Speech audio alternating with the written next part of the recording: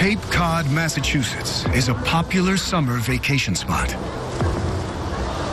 And now, a new attraction is drawing tourists to the quaint towns, pristine beaches, and sparkling waters. Great white sharks. Even though the 1974 blockbuster, Jaws, was filmed in the waters off Cape Cod, these predators were only rarely seen in the area. Now, suddenly, they're here, right off the beaches. How are you? Leslie Reynolds is the chief ranger for the Cape Cod National Seashore. Wow. Charged with keeping the public safe. The arrival of great white sharks at the height of the summer beach season is making her job more challenging.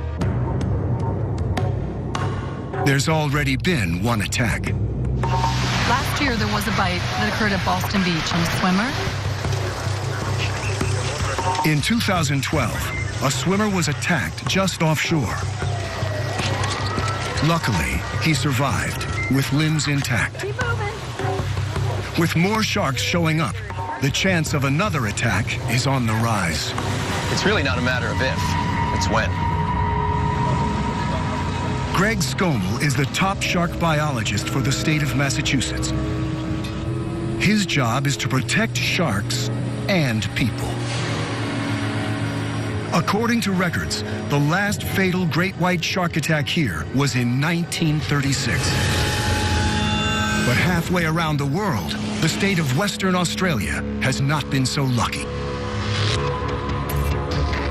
An unusual spate of shark attacks over a 10-month period left 5 people dead. September 2011, Kyle Burden, bodyboarding. October 2011, Bryn Martin, swimming at Perth's famous Cottesloe Beach. The hunt for a killer white pointer. And George Wainwright, scuba diver. March 2012, Peter Kerman diving with his brother. And in July, Ben Linden, surfer. But it's not just great whites that are a threat. Other species known to attack humans are bull sharks, hammerheads, bronze whalers, and tiger sharks.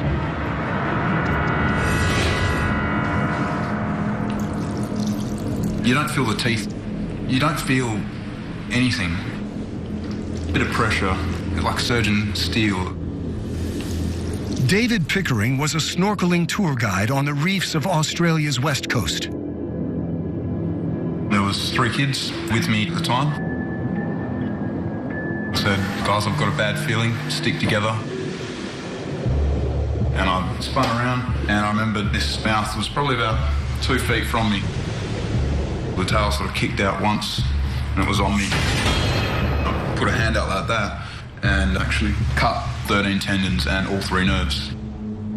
After you've been bitten, the first thing on your mind is it coming back for me? Or someone else?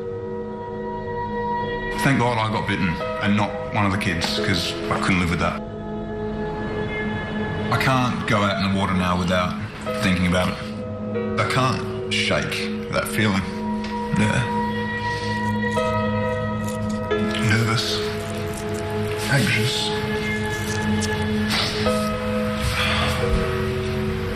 This is what it reduces me to. And when you love something so much, then you can't do it. I used to take things for granted. Like having a limb that works perfectly. But now I appreciate every day. What triggers sharks to attack humans when we're not their natural prey? And can scientists find a way to prevent these tragic events?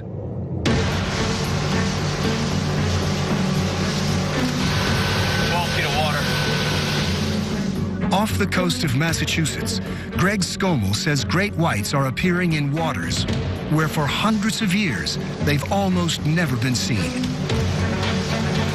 For Skomel, It's a new opportunity to study animals in the western North Atlantic whose behavior is virtually unknown. And if he can track and monitor their movements, he may be able to lessen the risk to swimmers. The white shark is probably the most charismatic fish in the ocean. White sharks can weigh in excess of 4,000 or 5,000 pounds, get in excess of 20 feet long. So that's a very big fish. We know that these sharks can live up to 50 years. Great whites are found in every ocean. Unlike most other sharks, they produce and store heat in their bodies, allowing them to tolerate colder temperatures. In an area where they were rarely seen, Skomel was surprised to sight and tag a great white shark off of Cape Cod in 2008.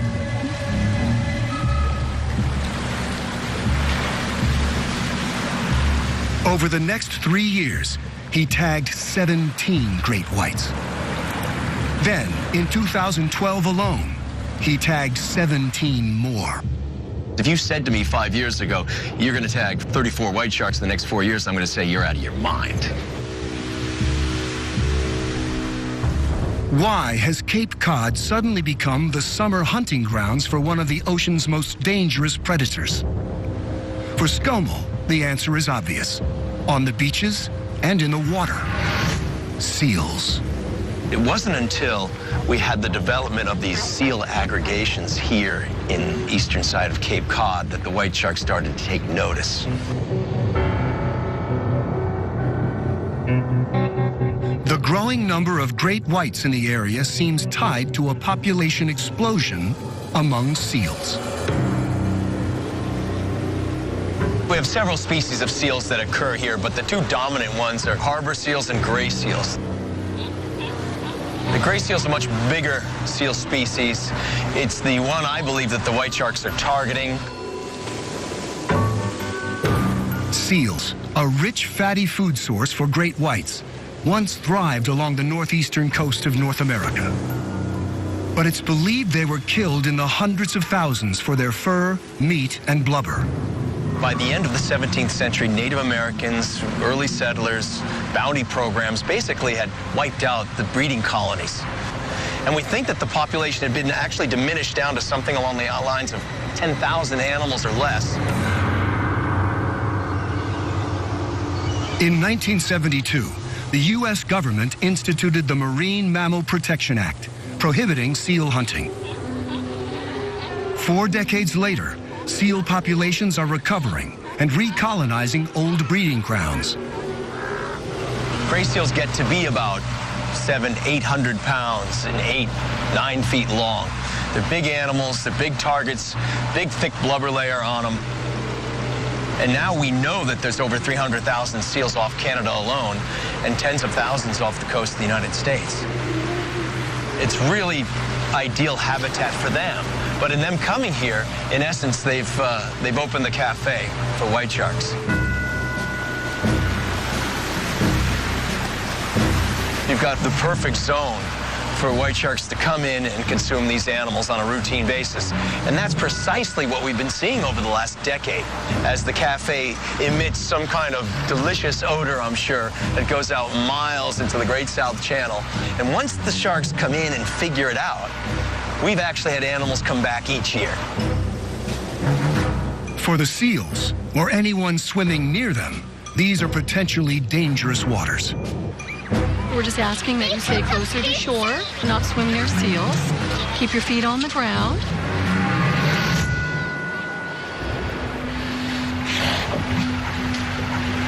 You know, in the last several years, we've been seeing more and more evidence of these seals being attacked. Bites on seals, dead seals, wounds that can really only be created by one species of fish, you know, the white shark. Sometimes, Skomel finds only what's left. These are the intestines of a seal, and that would be really good evidence of an attack. That's all that's left, which is pretty amazing. It is ironic that 10 miles or so from here is, you know, the set of the movie Jaws.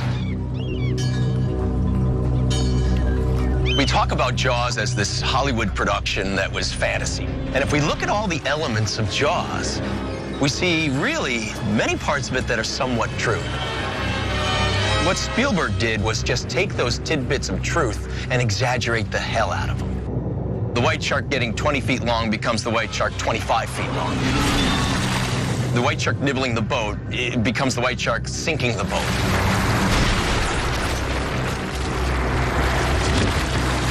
The white shark biting people to the white shark becoming a ravenous predator desiring human flesh. All it takes is just, one person to be killed in this area, and that fiction can become reality. When we have this kind of geographic overlap between high densities of white sharks and high densities of people, inevitably we get interactions. Is Cape Cod likely to be the next place that happens? Yeah, sure. This is Shark Cove. This is the one we get most of the detections on, right? Right. Skomel detects the presence of the sharks he's tagged over the past 4 years with a series of acoustic receivers suspended in the water. So number 4. E4. The tags transmit a signal indicating that Skomel's sharks are returning to their summer hunting grounds. We've had a shark here today within the past half hour. This kicks his tagging effort into high gear.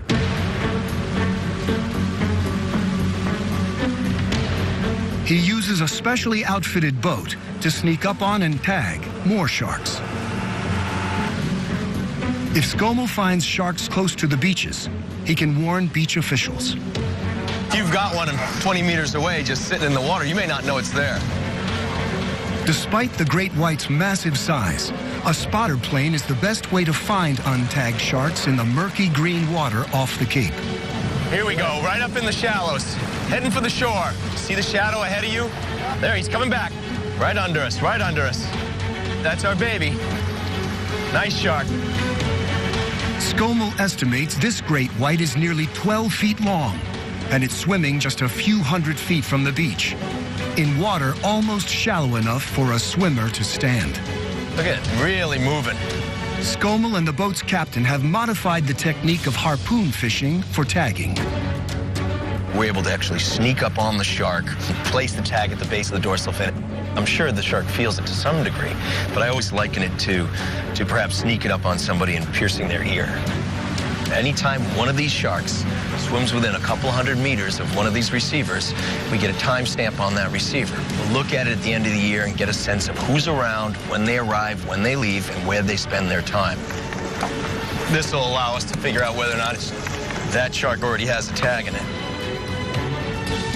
Skomel uses a hydrophone that will pick up the telltale acoustic signature if this shark has already been tagged. All right, hydrophone's in.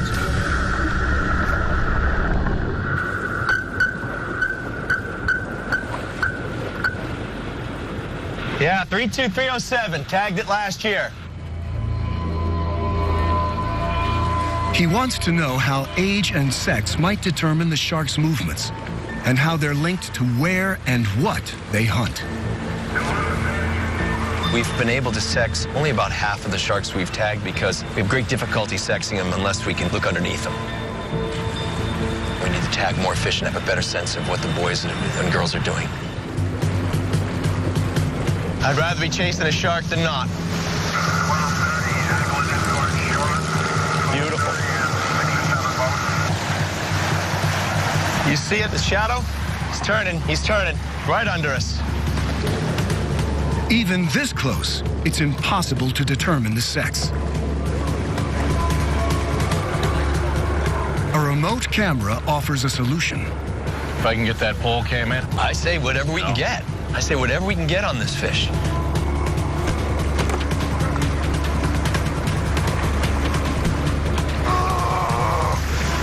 How you doing, Nico? Take a break. Man. Take a break. Whew. Oh, yeah.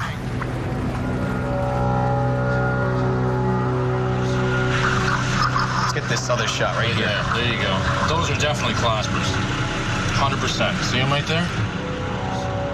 Claspers are large, long external organs that male sharks use to mate.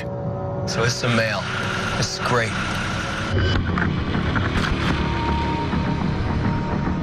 In just one day, Skomel spots 5 great whites. I see a little boat paint on that fish. Some he's tagged in previous years, I see one of the tags, it's red. and newcomers too. Animals that have been elusive can now be studied It's a nice fish. It's perfectly clean. as they successfully tag more and more sharks. It looks really good. Let's tag him. We got it. We got it. At first, Skomel's tracking data reveals a pattern linked to the movement of the fish sharks eat, with seasonal changes in water temperature. By far, the bulk of the animals move between Cape Cod and an area between Georgia and northern Florida, leaving here anywhere from September to December, arriving in Florida sometime in December. Most sharks follow the continental shelf, moving between the surface and the relatively shallow bottom, down to a few hundred feet. So it's a very simple migratory pattern. But some large, mature female great whites do something very different. You know, not stay on the shelf, not go to Florida, go out into the central part of the Atlantic and start doing deep diving behavior. Every day to depths as great as 800 meters, over 2,500 feet. Very, very, very different from what we were seeing the other sharks do. It begs the question, why? What are you doing? What are you doing down there? This different pattern for female great whites is seen in the Pacific Ocean too. What's the big difference? Well, perhaps they're pregnant. Is it possible that they go there to give birth? I'm not likely to find out anytime too soon, and all we can really do is hypothesize that there's some sort of opportunity, usually driven by reproduction or feeding. With every new shark tagged, Skomel learns more. When one of his tagged sharks returned to Cape Cod in February, the middle of winter, it shattered another common assumption. We never anticipated they could tolerate that level of cold water. So we're getting these new insights into the biology and in many cases the anatomy of this animal and how it works physiologically. I want these animals to survive. In order to be able to put in place rules, regulations that allow for the survival of this species, we really need to know about the animal and how it lives from day to day. But there are still many unknowns. It's pioneering stuff. It's never been done before. We never had predictable access to white sharks in the western North Atlantic. And because of all those seals sitting out there, now we do. His acoustic tags may save lives, allowing officials to close beaches when a tagged shark is detected. We can tell where the sharks are and when they approach popular swimming beaches. And in some cases, we've actually reached out to those areas to say, oh, by the way, you've got a shark in your backyard.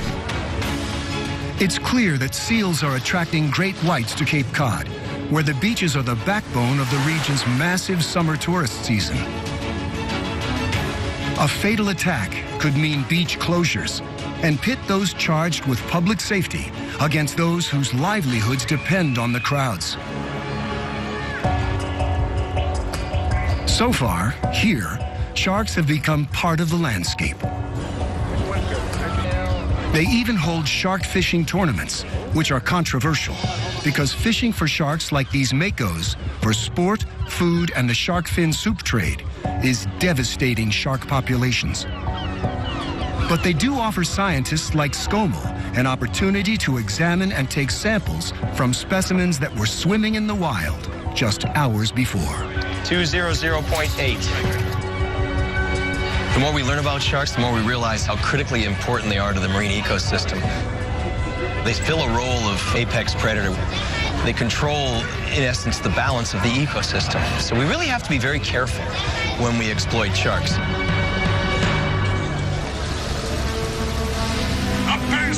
While fatal shark attacks on humans are extremely rare, Every year, an estimated 100 million sharks are killed. Among those who want to protect sharks is Wendy Benchley, wife of the late Peter Benchley, author of Jaws. Jaws tapped into a primal fear that all human beings have of apex predators, whether they're tigers or lions or sharks. Fatal shark attacks around the world are very, very rare, but when one does happen, justifiably so, communities are very upset.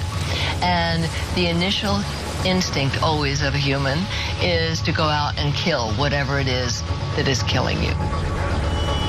Sharks are being finned and killed up to 75 million every single year just for shark fin soup. And it is devastating the populations. But of course, the solution is not to go out and kill. We learned that we needed to keep our apex predators to have an ecosystem that works. And we need our sharks in the ocean to keep our ocean healthy. In Western Australia, sharks are a recognized risk for an ocean-loving public. But interactions with great whites are no less devastating.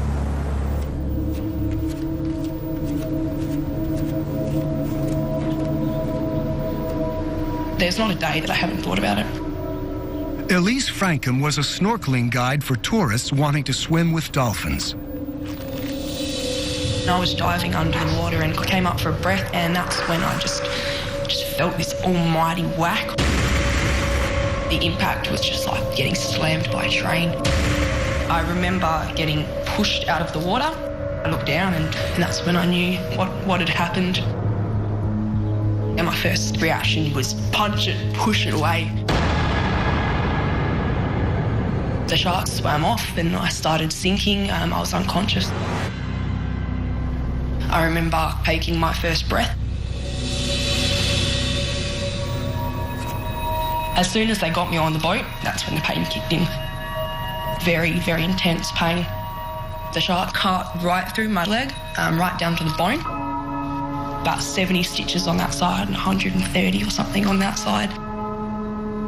I had a shark tooth pulled out of my bone. I had to learn how to walk again. My mind is starting to play games on me now. I'm starting to dream about sharks a lot more. The longer I stay out of the ocean, the more scared I get.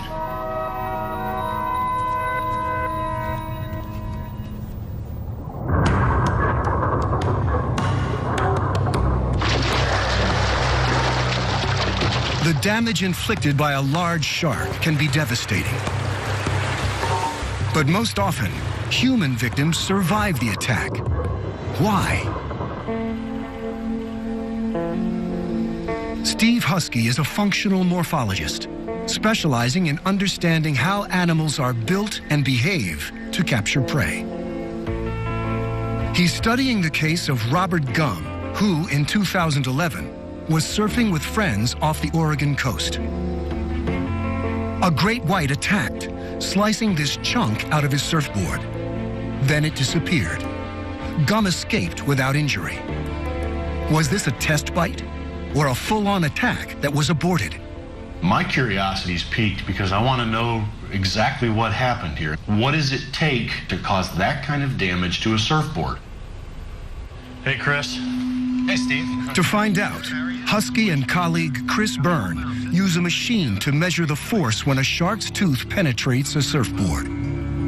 This is the great white shark That's tooth. right. This is the perfect design for a tooth.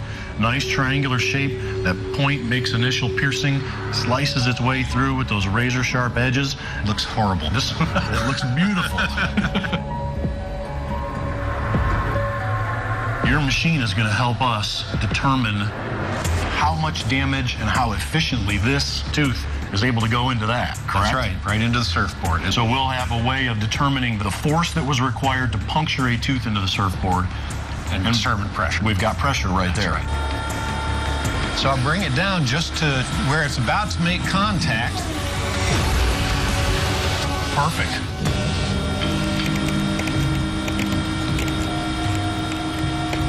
Can you hear it? I can hear it snapping fiberglass. Every serration is making more and more of a hole. It sounds excruciating. Just sawing right through. Let's take a look at the data. And look how it rises right up to 20 pounds before it even punctures. So that's our first puncture, is at 20 pounds. Puncture. 20 pounds of force isn't a lot, a fraction of how hard humans can bite. Shall I go ahead and test her? But focused at the tip of the shark's tooth, it translates into massive pressure. We look at that extremely exquisite small part of the tooth taking 20 pounds of force over that much surface Tiny area. little area. We're talking about thousands of PSI. Absolutely.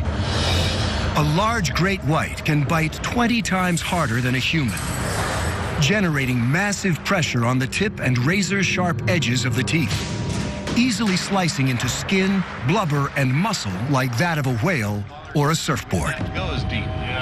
Husky's experiment shows that a shark's tooth is incredibly efficient at penetrating its target. What it reveals is that it doesn't take jack to bite through a surfboard. And what happened in the attack off the Oregon coast becomes more clear. That was no exploratory sample bite. I have complete faith that that attempt on that gentleman off the Oregon coast was a full attack. He was coming in for the kill, and then something changed his mind. In this case, it's got to be the fact that he bit something that wasn't soft, chewy, fleshy, and didn't taste bloody. Husky believes that sharks have a feedback loop. When they bite something, taste and touch tell them whether this is a meal or a mistake. Contact on bone is probably something that very quickly turns them away from whatever they're trying to chew on. They don't get that with a seal. We're talking inches of blubber. That's an entirely different motivation and sensation than is something like a scrawny human bone. In the event where somebody survives it, they were rejected. They weren't good enough to be shark bait.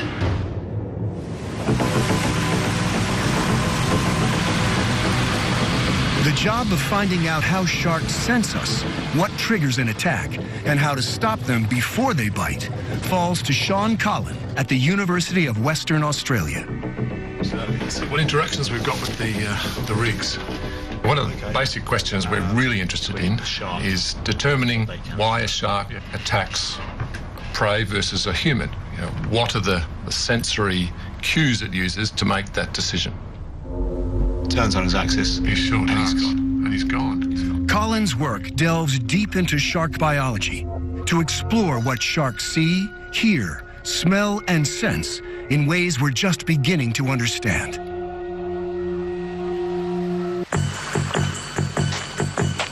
His goal: test all the shark deterrents currently on the market and develop new ones based on groundbreaking science. We want to get rid of the guesswork. We want to base on evidence that we can then rigorously test and have statistical basis to rely on to develop these deterrents and bring them to market. He's come here, the coast of Western Australia, to a place with a well-earned name, Shark Bay. To test shark deterrence based on years of research into the sensory systems of sharks. Sharks are a major part of the marine ecosystem. They've been around for over 400 million years. They balance the ecosystem. They're sensory machines which are sampling their environment continuously. Sharks have senses like us: sight, smell, hearing, and touch. But they have other extraordinary senses beyond our own. They can detect weak electrical fields, the Earth's magnetic field, and minute changes in water pressure caused by passing prey. Collin's laboratory research focuses on shark vision, especially in the creature that haunts our Jaws-inspired nightmares, the great white.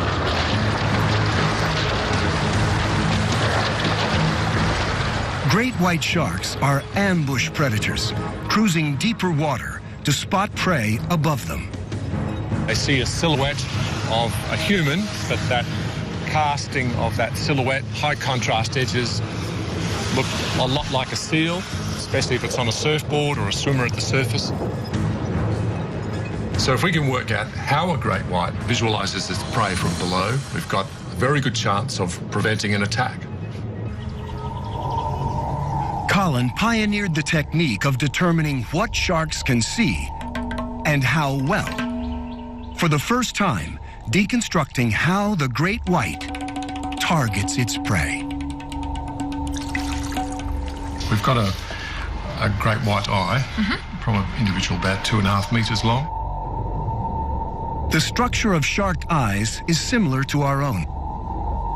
With surgical precision, Colin removes the retina from the shark's eye, a thin, transparent hemisphere of tissue containing light-sensitive cells called photoreceptors, and ganglion cells that transmit information to the brain. A bit like peeling an orange.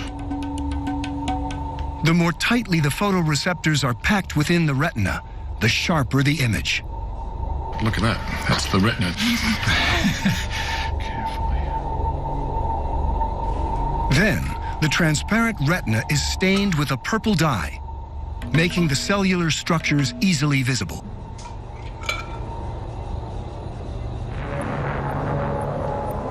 Counting thousands of minute photoreceptive cells is a daunting task, made possible with a computer-controlled microscope. The result is a map of the shark's retina, showing the density of photoreceptors in different areas. In this case, the highest densities of cells occur in this region of the retina. This part of the eye has the greatest ability to see detail, contrast, and movement.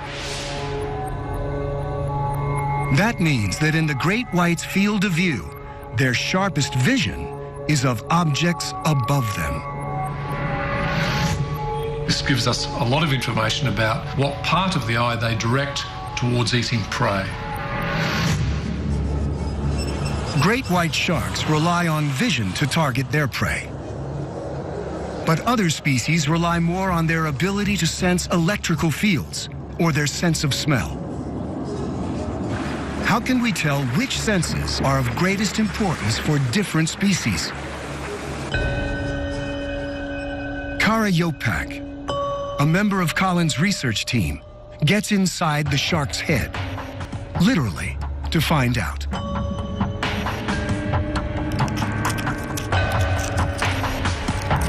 When you look at a brain, I can make fairly good predictions about what that animal's eating, how fast it's swimming, the general environment that it's living in.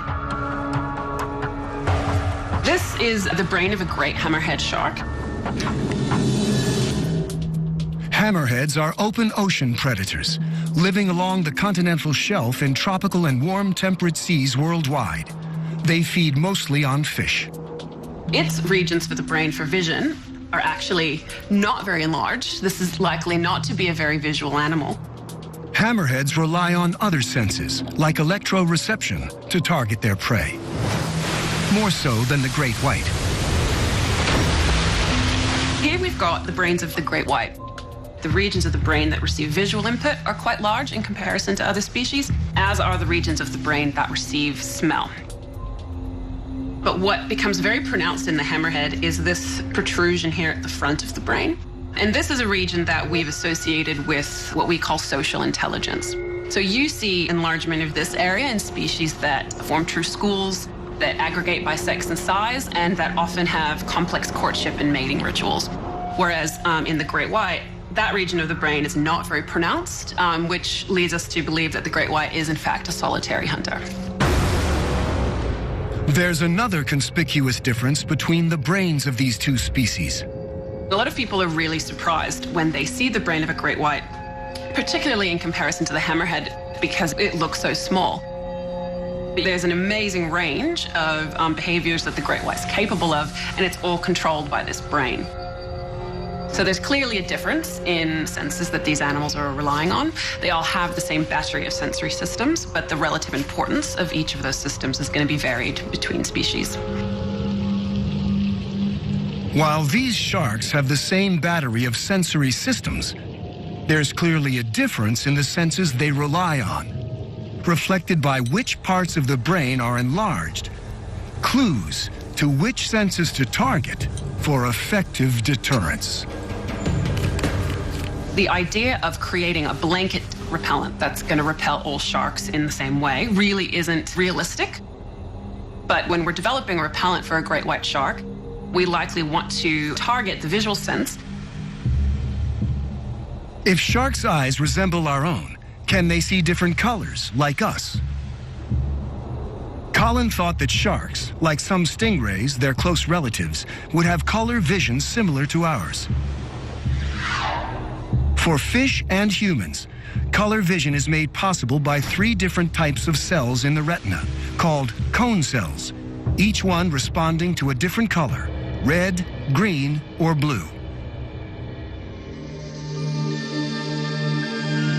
In Sean Collins' lab, Nathan Hart uses a machine that measures what color light the shark's photoreceptive cells are sensitive to. So you can see here the beam as it scans through from the UV to the red. What he finds in the shark species they've examined, including great whites, is that they only detect one color of light in the green part of the spectrum. Everything they see is in shades of that color. For us, with no other color to compare, it's like black and white. We were very surprised to find out that sharks were colorblind. 2 out of the 3 cone photoreceptors were missing. So we only found a single cone photoreceptor. Now this means that they don't have the machinery within the retina to process color.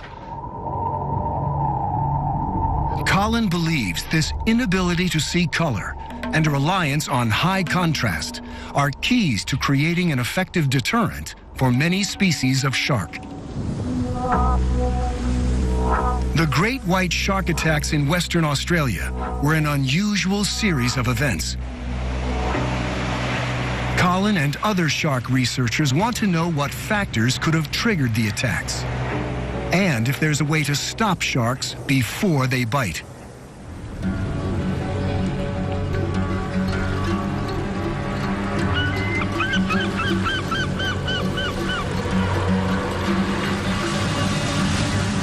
Sean Collin is here in Shark Bay, Western Australia, to test shark deterrents that are already available to the public, and new ones he and his team are developing. We worked on lots of smaller sharks in our laboratory tanks at the university, but we've got to make that progression from the lab to the wild. These metal frames are designed to hold a bait canister to attract sharks, along with the shark deterrent to be tested and a pair of cameras. The idea of having 2 cameras is that we've got 2 different perspectives on the behavior of the sharks. Colin's team preps the first test with a device that emits an electric field, powerful enough to shock a human if the electrode is touched. This type of deterrent has a long electrode, which is this lead here, which extends for a couple of meters, typically behind a diver or the wearer. And once turned on, creates quite an extensive and fairly strong electric field around the device. This is the other type of commercially available electric device that we're going to be testing. It's an anklet-style device, again worn by divers or swimmers. Bait canisters are filled with a mixture of smelly, bloody ground fish. And the electro-repellent rigs are deployed. Each rig is anchored to the bottom and suspended in the water column by floats. They'll be left for 2 to 3 hours, enough time, they hope, for the bait to attract a shark. This is what happens when these rigs are deployed without deterrents. Bites that would inflict serious wounds. But which will be stronger, the scent of food or the electric deterrent? While the frequency of some electric fields seem to repel sharks, others attract them. So, which frequencies make animals into targets, and which might protect us?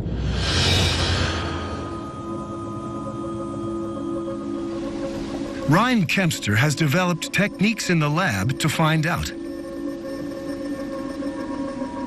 Bamboo sharks, small and easily kept, hunt for prey hiding under the sand, given away by the electrical impulses of their muscles. So we know that all organisms give off bioelectric fields, and these can essentially be measured. With every muscle movement, even the beating of a heart, an electric field is generated. The actual size of the organism itself determines how far that electric field extends in the water column. You know, a larger animal is going to give off a larger electric field. With electrodes attached to this acrylic plate, which he buries under the sand, Kempster simulates the tiny electric field of the shark's prey, a small crustacean or fish. With a camera mounted above the tank, he records when the shark bites at the electrodes, indicating it has sensed the electric field. So just how sensitive is the bamboo shark's electroreception? They can sense down to around about 1 nanovolt. Essentially, this is a billionth of a volt. So it's an incredibly low electric field. So they're really, really very sensitive to the bioelectric fields of potential prey. Kempster measures the strength of the electric field and the distance at which the sharks can sense it. Oh, there we go. That was a good one. So you can really see it's really kind of this zone here where they have to get within to react. It's really very close range sense. So they would typically use their other senses to hone in on where the prey is, and then it's really that last minute feeding strike they would use their electroreception to assist them to locate that prey. Oh, there we go. Electroreception is a short-range sense. It's only when a big shark gets close that its electrosense locks on to a living target.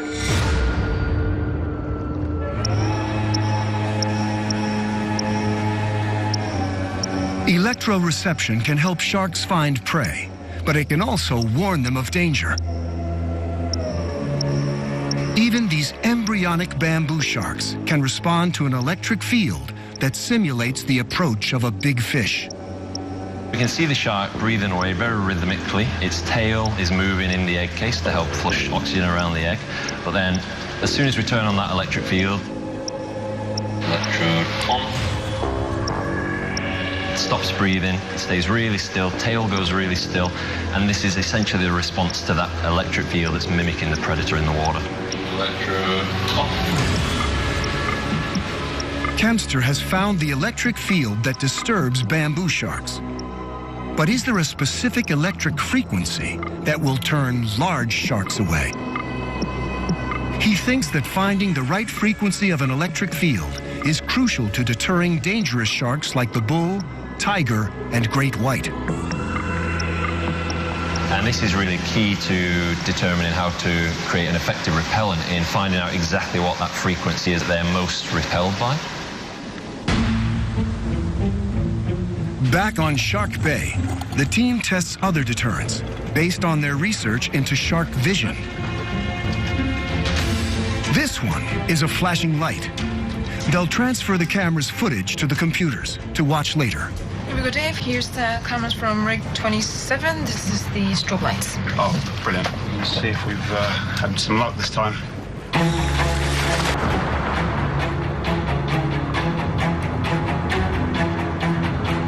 In the meantime, they've got another deterrent to test. Scientifically designed patterns for wetsuits. This is designed to be camouflaged underwater, certainly to the visual system of a shark. Yep.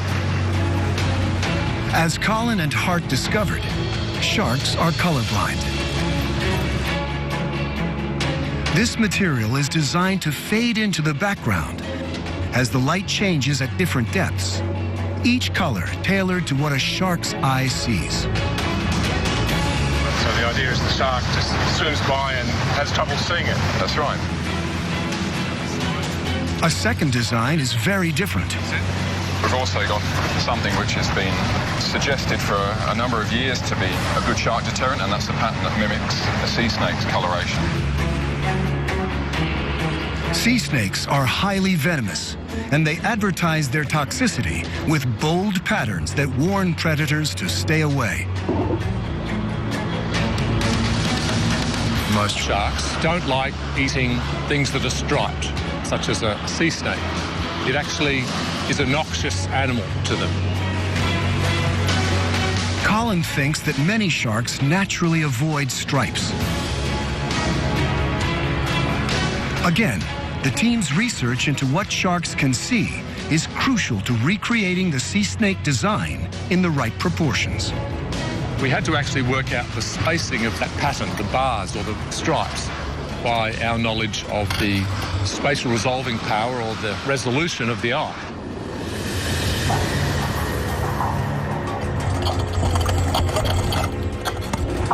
The underwater cameras run continuously. For the scientists, finding that instant when a shark approaches means scanning hours of footage. Finally, their patience is rewarded. Oh, that's cool. A bronze whaler, a shark known to attack humans, has found the bait. This test rig has the flashing light as a visual deterrent. That's nice, isn't it? He's got a little remora following him on his dorsal flank. The shark makes 5 passes at the bait, never getting too close, each time turning away. These sharks are opportunistic feeders, clearly interested in the bait. But the flashing light seems to keep this one at a distance. Certainly being deterred. Yeah. Well, we can probably analyse this in slow motion as well, so you can time when the light's on with how the shark reacts. Absolutely. Next up, video footage from the test rig with the anklet-style electrical deterrent.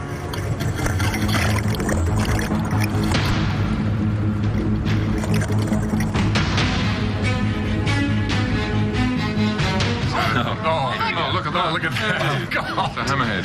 Wow. Hammerheads hunt with electroreception, and they seem especially sensitive to electrical fields. God, he came straight in. Right towards the bait, and then almost did a 180-degree turn straight away. Yeah, it looks like he was deterred, all right. And this is the where the device was turned on with the electric field extending out. God, that was amazing.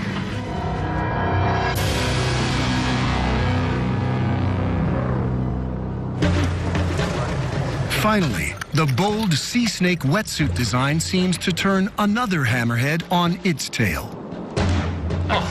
He reacted almost instantaneously. Did the same behaviour, but didn't get as close this time. It was deterred from a greater distance from the actual device. It's definitely keen on the bait. Their research seems to be paying off, but to test their ideas on the most dangerous sharks, they need to be in the right place at the right time.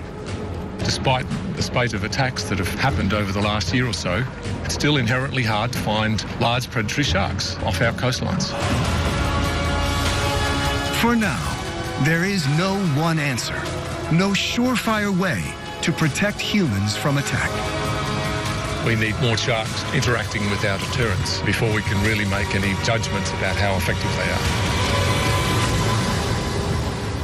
Halfway across the globe, on Cape Cod, Greg Scommel continues to tag and monitor great whites as they come close to the beaches where people swim. That is going to be one hell of a shot. Chief Ranger of the Cape Cod National Seashore, Leslie Reynolds, and head lifeguard, Keith McFarland, are on alert in a place where great whites are a new threat. People are intrigued by the white shark. They want to learn about them. They would actually like to see one from the beach. Researchers are going further than ever before to understand how sharks sense their world and hunt for prey. There's no holy grail that we can see in front of us yet. They're wild animals. They're hard to study, but we really do feel that we can deter them from our beaches. That's the goal that these scientists are racing to achieve, to better understand these powerful predators and try to save the lives of both humans and sharks.